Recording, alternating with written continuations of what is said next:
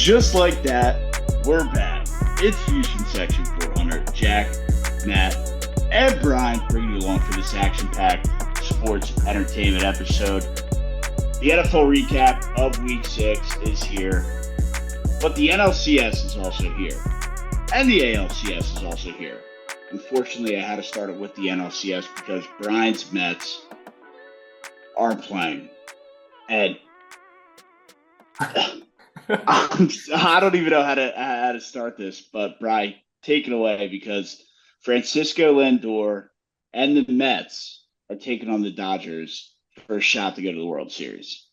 Yeah, it's actually it's unbelievable that they're here. And I finally kind of had a break after that 10 days of just getting to the playoffs and then Pete Alonso home run and then going to Philadelphia and coming back and then blowing the game and then ultimately winning that series. And it was just back to back to back to back. And now I've had like 3 days to really just sit back and be like, holy, they're in the NLCS. Like the Mets that started off 20-35 have made it to the NLCS. And the craziest part about it all is like I am calmly confident the New York Mets are going to win the World Series. And that calm confidence is making me so uncomfortable and scaring the living hell out of me because it's not supposed to be that way. And I know it's not supposed to be that way, and it's probably going to bite me in the butt. But like this team for 4 months now has been so good, and all they have to do is go 8-6 in their next 14 games at the least, and they're World Series champions. And I just look at that stat, and I'm like, I think the Mets are going to win the World Series. And this soundbite, I'm just leaving the opportunity for this to just pie in the face, like beat me in the butt. But I truly like I'm so confident in this team, and it's scaring me. Okay, but that's what I'm confused about, Brian. You're talking about you're calm, you're confident, but you're also batshit scared and That's worried. Which one is it? You're contradicting yourself.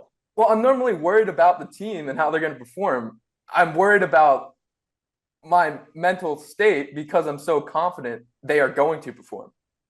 And it's not supposed to be that way. High hopes make for big letdowns. That's what I'm hearing right now. Exactly. And like my whole thing has been just like I said in the summer, get to 500, maybe make the playoffs. All right, now we're in the playoffs. We're playing with house money. Like, let's see how far they can go. And now I've had this break after winning 2 series and being like, wait a minute, they're here. And they might do it. And it's scaring me. But at the same time, I'm so excited. And I really just, like I said, 8-6 wins you the World Series. And I truly believe this team could finish the season 8-6. Well, I think that's what the bottom line is for you, right? Excitement. The Mets are finally back into a championship League Series matchup. And Brian, like as much as you are worried, so am I, because I think the Mets have a real shot to win the World Series here too. And I hate to say that. I hate that's coming out of my mouth, but I am scared. I'm rattled. I am petrified because I don't know that there's enough, like it might be a Subway Series for the World Series. And the fact that I have to pick between 2 New York teams to win the whole thing, I don't know what's going to happen, but I am definitely terrified of that matchup that seems so inevitable. And yeah, I don't know where to go from there. Yeah, it's just like that's another just wrinkle here. And there's a million stats I could rattle off, but I won't, that have pointed to like, oh, last time the Mets scored 6 runs in 3 straight playoff games was 1969, won the World Series. The last 9 teams that played the Brewers in the playoffs have gone to the World Series. 6 of them have won. Like, there's so many things pointing to this. And at the same time, they slayed the Atlanta Demons. Like, they went to Atlanta and they made the playoffs against the Braves. They slayed the San Diego Padres Demons of losing in Game 3, only team to go to a Game 3 in the wild card. They do it for a second time, and then they win. And then they play the Phillies for the first time after losing the regular season for the first time in forever, and then win the first playoff matchup between them. And now they have the chance, if they beat the Dodgers, to slay the demon of the 2000 Subway Series World Series where they got swept and go do the opposite thing to the Yankees. Like, everything's pointing in the direction of a World Series championship, and it's scaring me. It's scaring the other side as well. So it's scary on both sides. But the NLCS kicks off tonight, 8 o'clock. I guess as we're recording, everybody will know the outcome tomorrow or as we're all watching. They'll But probably the lose 10 reason, nothing, and then I'll look like a jackass. stop trying to jinx it. The best time of the year is here. Football is back. And whether you're going to a game at Jordan-Hare to cheer on Auburn, going to the Link to watch the Birds, or going up to MetLife, not JetLife, Matt, to watch the Giants probably lose, you're going to want to go to SeatGeek, the official sponsor of the Views from Section 400 podcast. New users, $20 off your first purchase by using code VIEWSFROM400 at checkout. Again, new users, $20 off your first purchase to any football game, any postseason baseball game, anything you're doing this late summer or fall. Code VIEWSFROM400 at checkout. Thank you to SeatGeek, the official sponsor of the podcast. We might as well jump in. We'll give World Series picks out at the end. At the end, right? Or do you want to go before? We can do it at the end. At the end. All right. At the end, we'll do World Series picks. But there was an action-packed slate today. And it kicked off in London at 9:30 in the morning. And Caleb Williams is leading the Chicago Bears against the Jaguars. I don't even know, man. You gotta kick us off here, man, because that's your team. I don't even know what you're talking about. I slept in on this fine Sunday morning, and I guess I missed that game. Your Twitter feed would say otherwise. Yeah. Shit, there's receipts. Listen, that was brutal. By all accounts, the defense is they're in a tough spot right now. They can't stop anybody from doing anything. It's pretty embarrassing. And on the flip side, the offense, I mean, you look at the box scores, 16 points. It's not impressive. In a game against the Bears defense in London, I kind of expected something around that. I hoped we did a little bit better, but with the way everybody's playing, this is just kind of what you expect. You're not going to be able to beat good teams. Trevor Lawrence looked pretty good for a while in this game.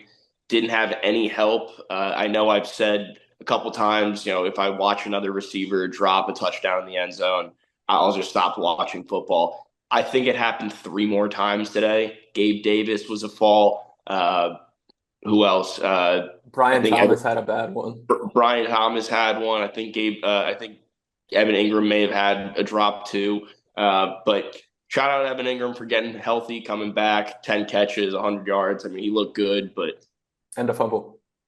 Yeah, that was a tough play. It was kind of funny. He was in one of those positions where he saw the linebacker coming, but he had a guy wrapping up his ankles and he was already on his way down. He looked like he knew he was just kind of, shit out of luck. There's nothing that he could do, and he knew he was going to fumble it. But he's still happy to see him get back. He looked good out there. Trevor looked pretty good out there, but too many penalties, too many drop passes. It's just defense can't stop anything. It's not fun being a Jaguars fan right now. Has it ever been fun? Yes, Matt. Yes, it has been a lot of fun at points. Has been a lot of fun at points. Back when I was first becoming a Jags fan, the MJD, Fred Taylor era, we were running all over teams. That was insane. And then we had another bright spot back in 2018 with the boat. Blake Bortles and that incredible defense, Jalen Ramsey, AJ Boye, Calais Campbell, they were definitely a force. Miles Jack still wasn't down. I mean, there hasn't been a Super Bowl yet. That's the one thing I can't say that I've ever gotten to see. I wish I got to see that. Yeah, I mean, you had David Garrard there too before Bortles. He could chuck it a little bit. Yeah. He could. He could. He was fun. I was when I was first getting into it though, I was definitely way more focused on that run game.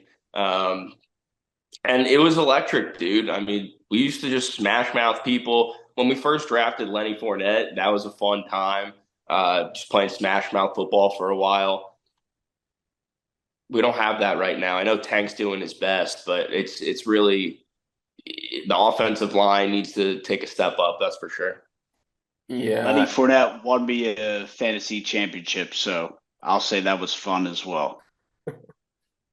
But I mean, Doug Peterson, we could talk about him again being 1-5 on the hot seat. I think he should just be fired for the fact he's giving Dearness Johnson red zone carries over the aforementioned Tank Bigsby and Travis Etienne, who got hurt in this game. But Johnson was still getting carries when Etienne wasn't hurt, and that team's just a disaster. I don't know how you can watch that team every week. Okay, you're a Giants fan, Brian. Don't act like you have it any better than I do. They're 2-3. They have 2 wins.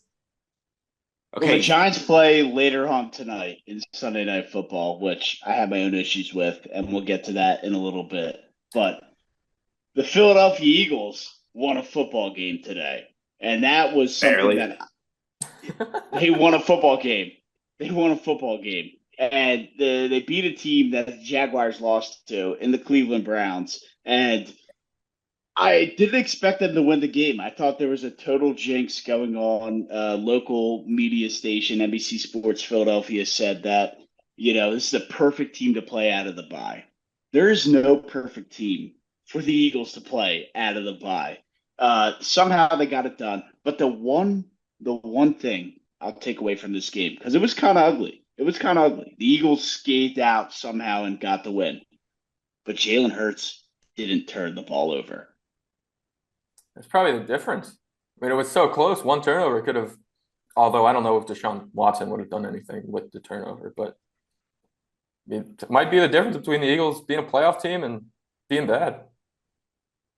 I hope Jalen Hurts turns the corner from there. I don't think that he will, but there was no turnovers today, and that's the bottom line. A.J. Brown got in the end zone. Devonta Smith got in the end zone.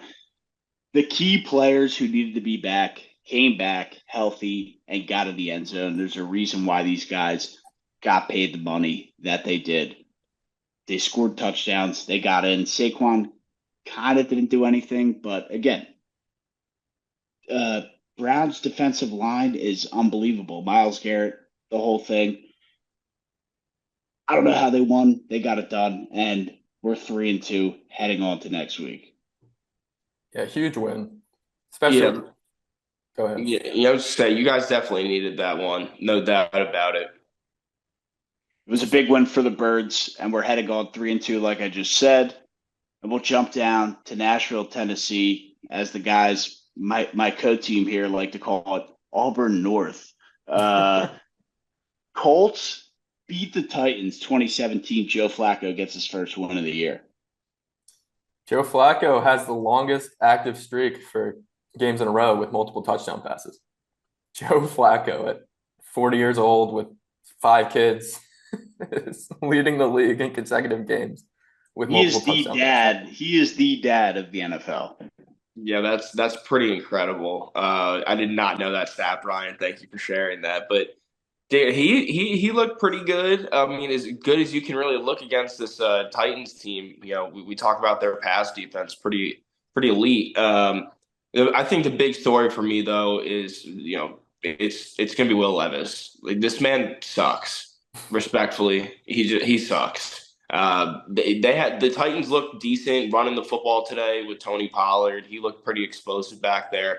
But we say it all the time. You can't be one dimensional. You need to be able to throw the football in the NFL. And Will Levis has not been able to do that.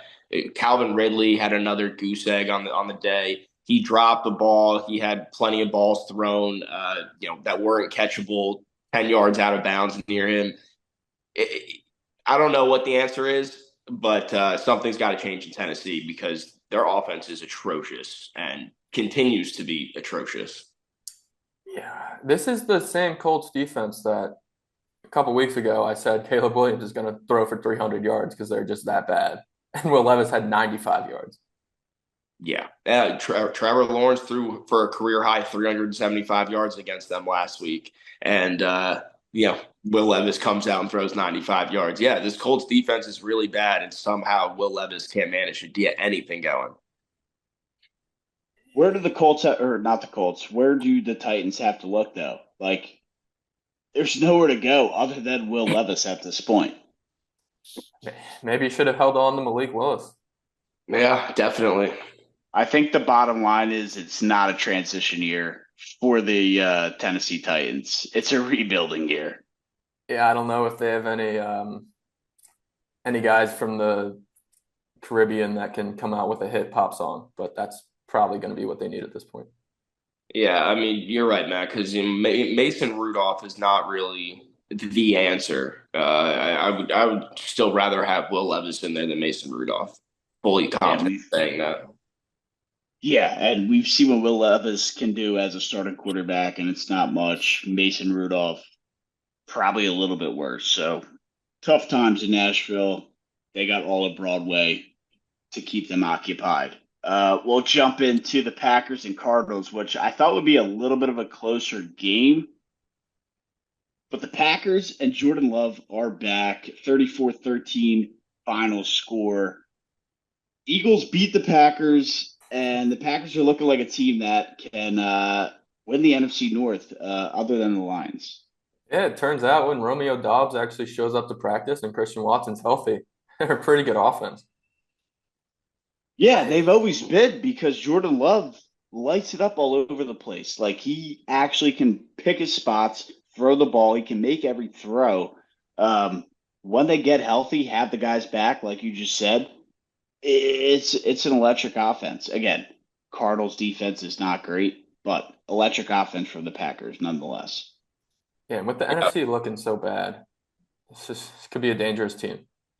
Yeah, I mean, the Packers are definitely going to be a playoff team. The Cardinals, something's going on with their offense, man. I don't know if like the new Call of Duty came out or something like that, but Kyler Murray just didn't seem like he was on the same page with his receivers. I know Marvin Harrison Jr. got hurt today. That obviously hurt them a whole heck of a lot. But also, they couldn't get anything going on the ground either. Trey Benson, James Conner, these guys, couldn't really do anything. Cardinals kind of stuck today. Not only could they not get anything going, it seemed like they were dropping the ball all over the field. How many fumbles did they have in this game? 4? Yeah, they did not look good. And I know it's early, and I know this is very premature. And I also know my guy just went to a Travis Scott concert during having a concussion, so maybe I don't have room to talk here. But I think I'm starting to kind of believe Malik Neighbors was the correct wide receiver 1 in this draft class. Over who? Marvin Harrison Jr.? Yeah, I know he's been like banged up in some games, but he had the one big game, and it wasn't even a big game. He had 4 catches and 2 like long bombs, and he hasn't really done anything else. And the Cardinals with Kyler Murray and Trey McBride and Jonathan Gannon there, they've given him opportunities. Jack, your thoughts after drafting him in, what was it, first round, early second round of the Views League? Yeah, I mean, what, you don't think Marvin Harrison's been good? Is that what you're saying, Brian?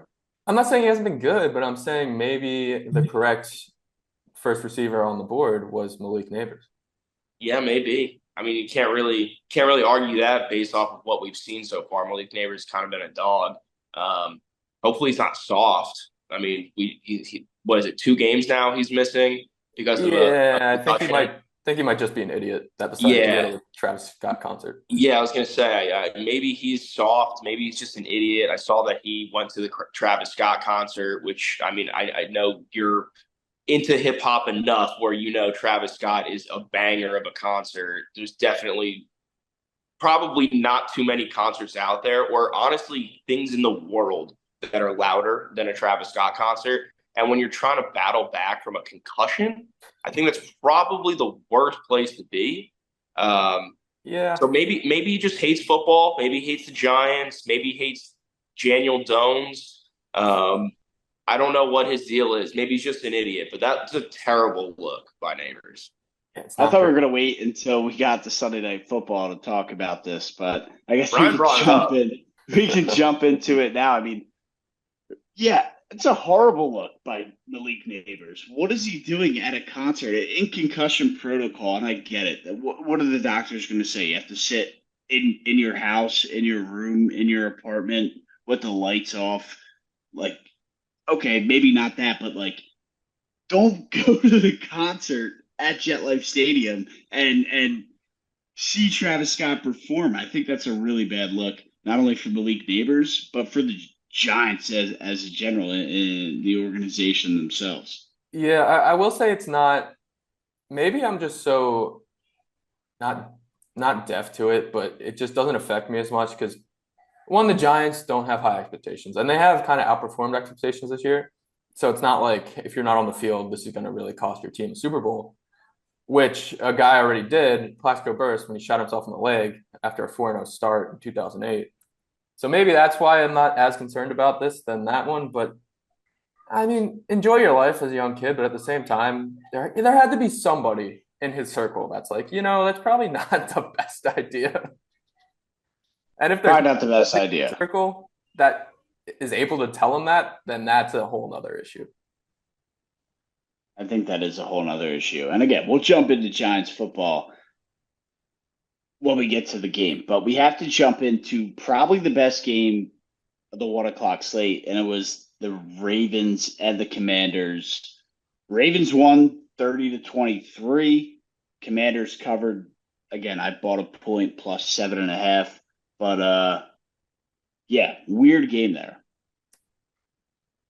Yeah, after a 3-3 first quarter finish, I was in serious doubt of my best over of the week hitting. But thankfully, these offenses turned it on, finished 53 points, which I think gave the over out at over 52.5. Maybe it was 50.5. Forget what we gave it out at versus what it ended at, but it hit. This was a good game. It was fun. Both these quarterbacks were good. Derrick Henry is still the king. Man, there's not much to say about that. And shout out Zay Flowers for having a heck of a day. Yeah, a heck of a day against you and good old fantasy football. So that helped me out. But yeah, I was. What am I in first place? I can afford a loss. It's still early, my friend. But I was a little bit worried about Jaden Daniels. Not worried, but put on notice about Jaden Daniels' Rookie of the Year campaign after Caleb Williams had the 4 touchdowns against Jags in the London game. But Jaden, of course, 300 all-purpose yards and 2 touchdowns. So he was able to cancel out Caleb there. The big stat that I came away with from this one, so a couple of years ago, the Ravens had 34 games in a row with 100 rushing yards, and they almost started a brawl when they did it against the Broncos. They should have just taken a knee, but Harbaugh decided to run for like 6 yards, and then Vic Fangio threw a fit after the game. They're at 29 now. And with Derrick Henry back there, like you said, like I could definitely see them breaking that record and breaking it easily this season. Yeah, I absolutely think they will. I mean, they incorporate Lamar's rushing yards too. So good luck stopping them, holding those two guys to 100 or less rushing yards. Yeah, and even Zay Flowers on like the end arounds, he was getting some chunk rushes today. And I know the Commanders' defense is not very good. And Benjamin St-Juste might be the worst cornerback in the entire league.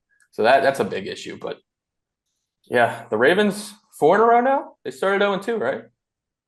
Well, I was going to say, I brought it up a bunch of times about the what was it? The Ravens starting their first 5 games, obviously disastrous, and now they're starting to find their stride. I think would be the best way to call it. And yeah, Lamar Jackson slowly starting to be the NFL MVP, or no? Yeah. I mean, I can't think of anyone else. 20 for 26 today, 323 yards and a touchdown.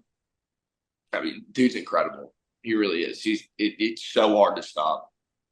And all you have to do in the regular season is put up stats to win the MVP. Playoff stats don't matter. Yep.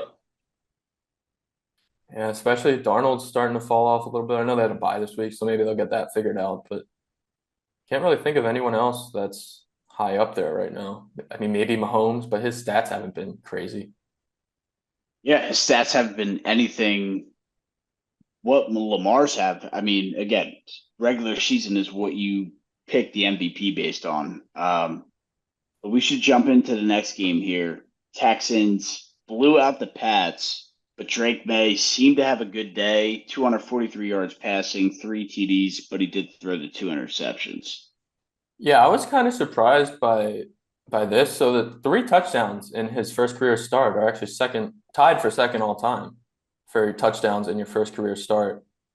First all time, 3 guys. We got Frank Tarkenton, and then 2 newer guys that are kind of surprising. So one from 2015 and then one from last year.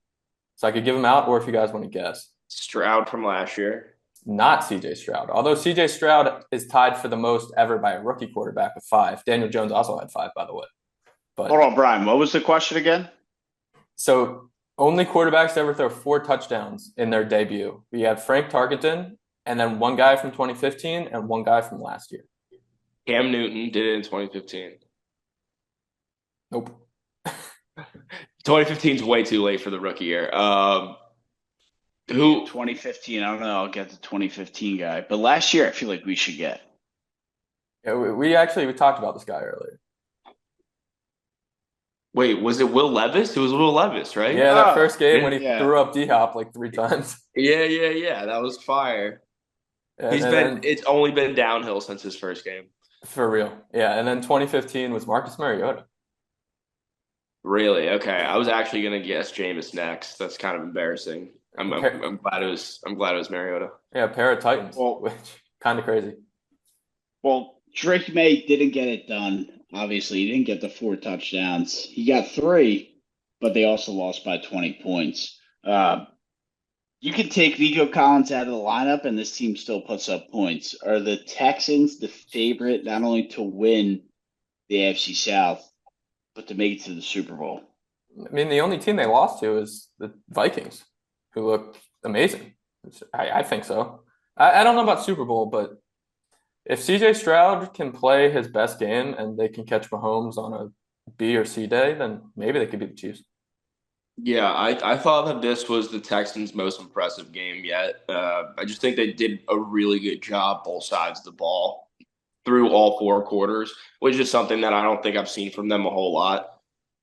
I mean, if they can play like this, I understand this is against the Patriots, but if they can play like this, they're going to be in the Super Bowl representing the AFC. But I'm still going with the Ravens. Yeah, the first couple drives by the Texans there, the first quarter were lights out.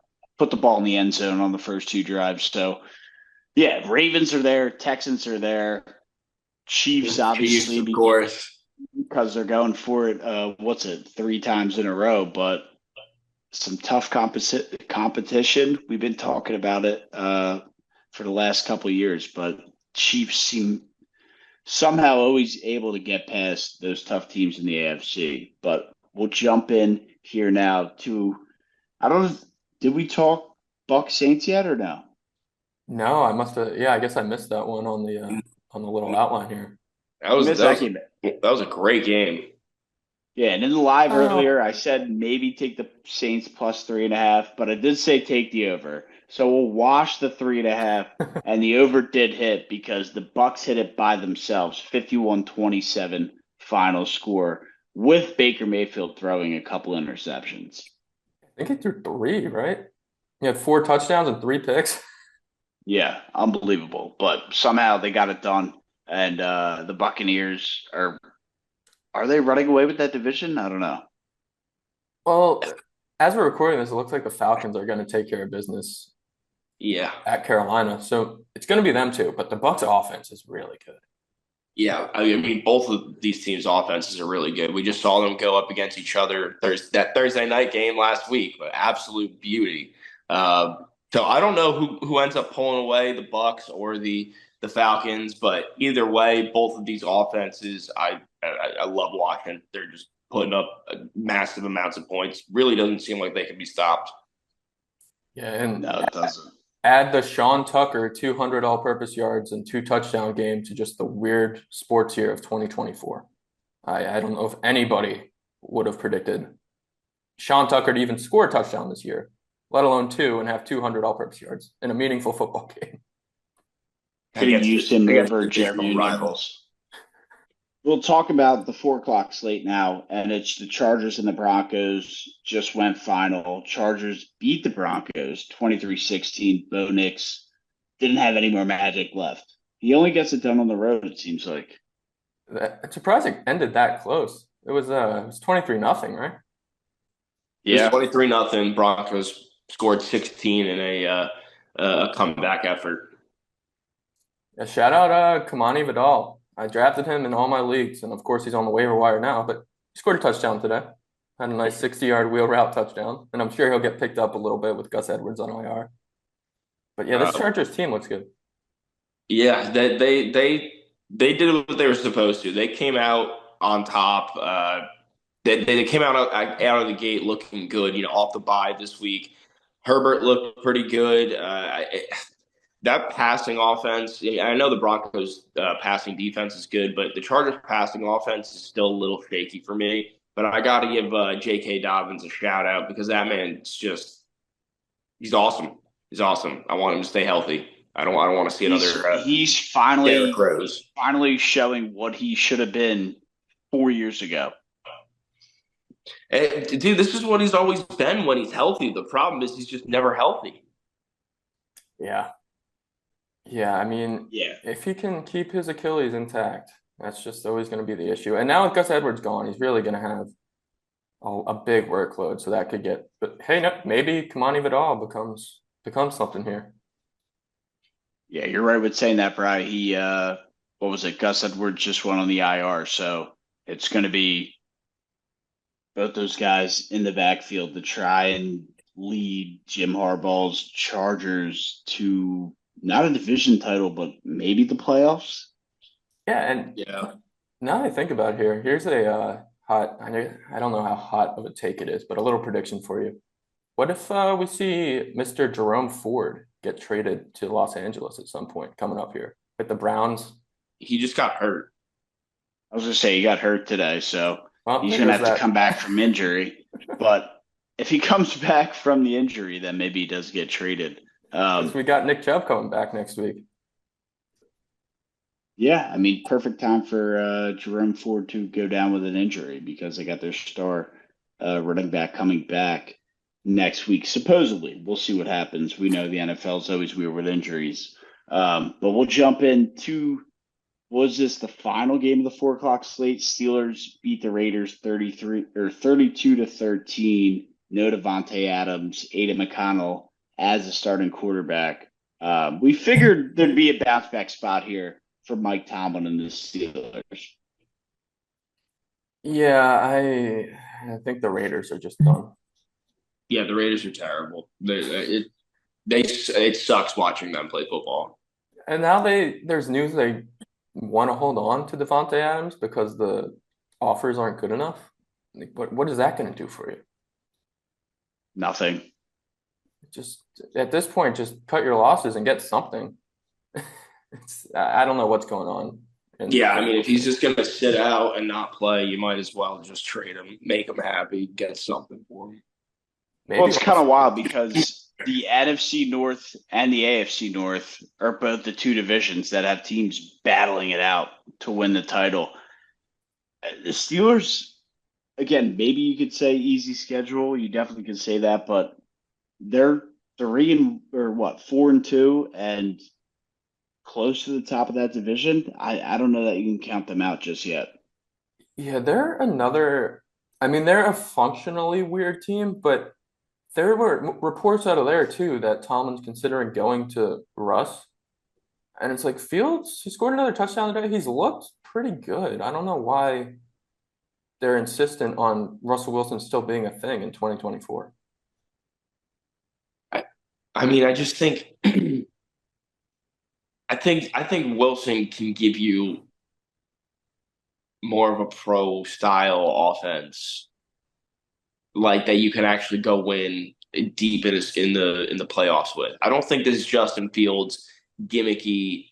Arthur Smith run the football 95% of the time is going to be able to win you serious games down the stretch.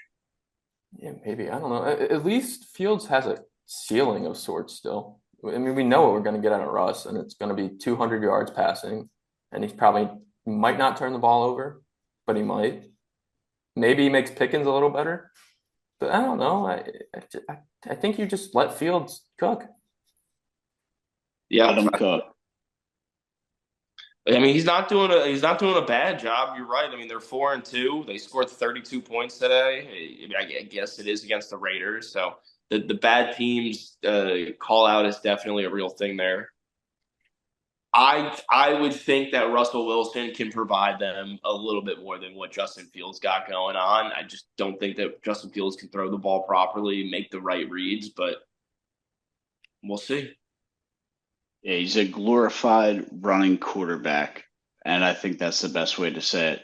Um, I don't know. Do we jump into Giants Bengals real quick before we jump off here, because that's the final game we have to talk about and it hasn't kicked off yet. Obviously, the ALCS or the NLCS is on the cards tonight. We got a Yeah, couple 4 o'clock still going on that are pretty much over. I got to the yeah. I mean, Cowboys down by 40 the points. Cowboys lost by 40 points. I think that's fair to say. 47-9 as the clock rolls off here. Um, we know what the Cowboys are at this point, and they're not good. Yeah, I think to sum up this game, I'm looking at the play-by-play right now. It's 3rd and goal with the garbage time in. Cooper Rush passed on 3rd and goal from the 6. Cooper Rush passed to Jake Ferguson for 1 yard. And now it's 4th and goal from the 5. And that pretty much sums up what the Cowboys offense is at this point. It's a disaster. Yeah, the Cowboys stink. I won't say the Eagles are great, but I love that divisional rival is not doing well in a particular game. But the Commanders are the team the Eagles have to worry about. That's the Yeah. team that they're going to have to fight to win this division. It's the Eagles and the Commanders, as far as I'm concerned. Yeah, I'm gonna have to write myself a note for when they play and look back at this podcast. But whenever they do play, AJ Brown might have 200 receiving yards against Benjamin St-Juste. And Jaden Daniels could go off, and that could be a fun game. But I am very worried for that matchup for the Commanders. But they're a fun team, and the Cowboys are not. I don't know what the Cowboys do from here. Are the Commanders the Mets of the NFL? I think the Giants might be the Mets of the NFL. The Giants still have some time. No. The Giants win tonight, though. They're off to a better start than the Mets were this season. Well, we should jump into the Giants and the Bengals tonight. Bri, are you all over? Are you watching this game tonight, or are you just all locked into Mets baseball? So the Mets will be on the TV, and I'll have the Howie Rose radio broadcast going. But I'll have the Giants on the computer, and between innings, I'll check in to see what's going on. I mean, I also have big fantasy implications in that game. I think you're up by what, 35 points on me right now? I don't know. I haven't checked. Yeah, I know Rico Dowdle got some garbage time carries here, so it might be a little closer. But yeah, I'm starting Tyron Tracy and Darius Slayton. They don't have Malik Neighbors, but Daniel Jones has been playing competently enough that this offense is kind of fun with Tyron Tracy back there. People keep trying to talk about the Daniel Jones narrative here and try and say he's a competent quarterback.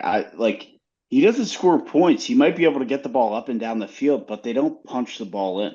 Yeah, no, I mean, I'm not like saying he's convinced me that he deserves another contract or even another year as a starting quarterback, but he's served his purpose this year, which is just get Malik Neighbors the ball, get Wan'Dale Robinson the ball, and at least let your playmakers try to make plays. And if we need a bridge year for him to just do that and develop these guys, then sure, he's doing a fine job.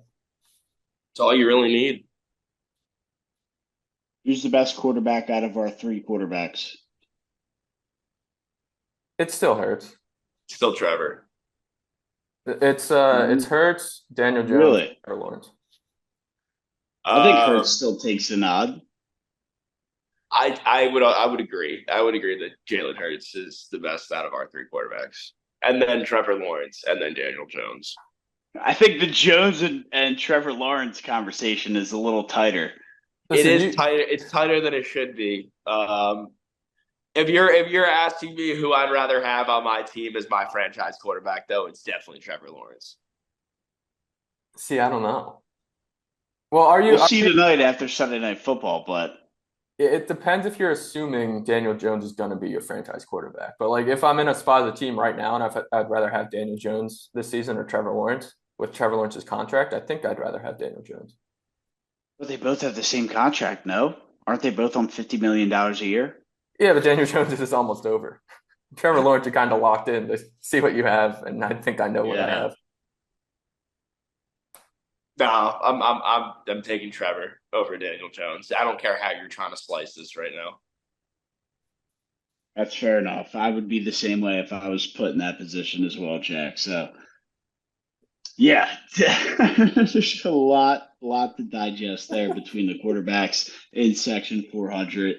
Jalen Hurts got the job done today. Trevor Lawrence didn't, and we're pending Daniel Jones. We'll have the answer as this podcast gets released tomorrow. But we have to give out some World Series picks because the championship series are starting, and I'll kick it off to Brian because I know he has somebody that he thinks is going to win it all.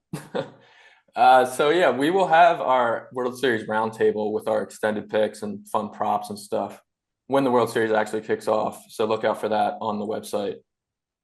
But for the championship series, I'm going to go the Mets in 5. I'm Who are going they to. playing? They will play the Yankees, who beat the Guardians in 7. And the Mets will beat the Yankees in the World Series in 6. I got the Guardians beating the Yankees in 6. The Mets will beat the Dodgers in 6 as well.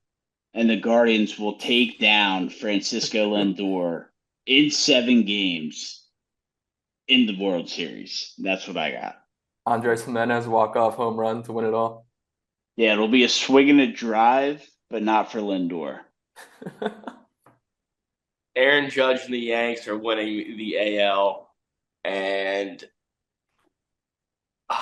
Brian, I hate to fade you here, but I think the Dodgers are going to do it to you. Yeah, I I think hope so. if MLB had their way, it would be Ohtani and Judge in the World Series. Exactly. And I just think that they're going to write it up that way. It's an election year. Don't forget that. It is an election year, and that's a great point, Jack. They might just put those guys in the finals. But yeah, that's all I got. I don't know what you guys got left. Yeah, I was going to save it for my Michael of the Week, but while we're on the topic, if you go to the MLB app and look at the player stats, Shohei Ohtani, when you click on his stats, it does not show his postseason stats because he hasn't been that good. Every other player, the first stat you see is 2024 postseason, and for him, it's regular season. They have to protect the best player in baseball at all times. It's absolutely asinine. I thought that was a little ridiculous when I saw that too. But protect the best player in baseball. Yeah, hopefully he doesn't improve on those stats starting tonight.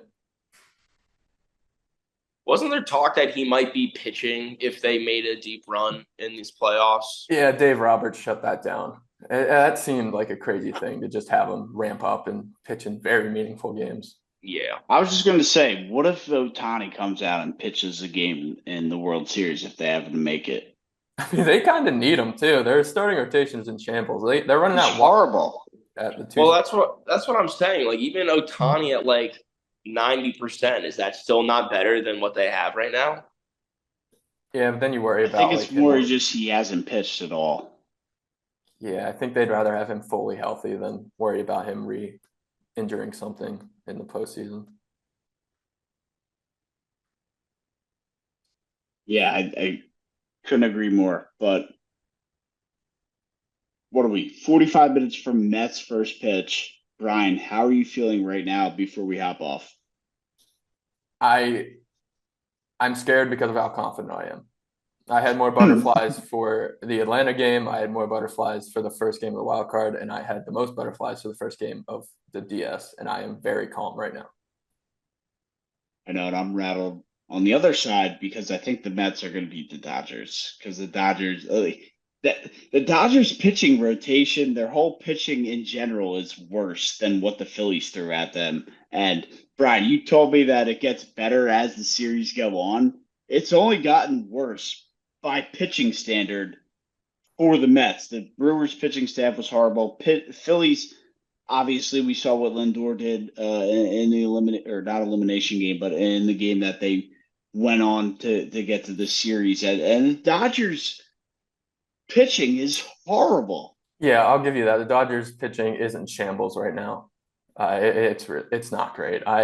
Jack Flaherty does not scare me at all. And again, I'm probably mushing myself, but I'm not worried about Jack Flaherty. And they only are going to have Yamamoto for one game in this series. I believe he's starting game 4, and he can't come back for a game 7.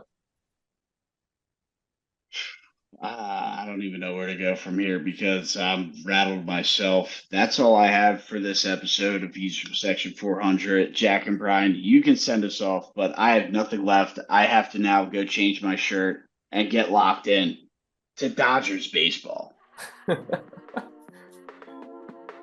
I had a dream in July. Let's hope that dream comes to fruition. Fire the Jags. Fire them all.